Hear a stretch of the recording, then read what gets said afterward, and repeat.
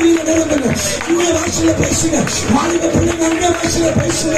சபையை தேவை ஜனங்கள் வரட்டும் ஆண்டவரே. ஆமென். ஈசாக்கை குறித்து நம்ம படிக்கிறோம்.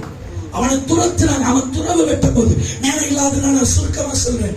அவனை துரத்தினவங்க அடுத்தது 28ஆம் வசனத்துல ஆதியாகமம் 26:28 சொல்லுது, நிச்சயமாய் கர்த்தர் உன்னோடு கூட இருக்கிறாருன்னு நாங்க கண்டுட்டோம்.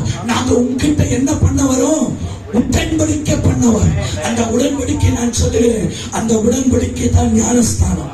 ஆமென் சொல்லுங்களேன். அவங்களுக்கு ஈசாக்கு போஜனம் கொடுத்தான்.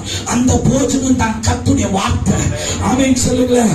இந்த சபையில நிறைய பேர் வந்து போஜனம் பண்ண போறாங்க, வார்த்தைகளை கேட்க போறாங்க.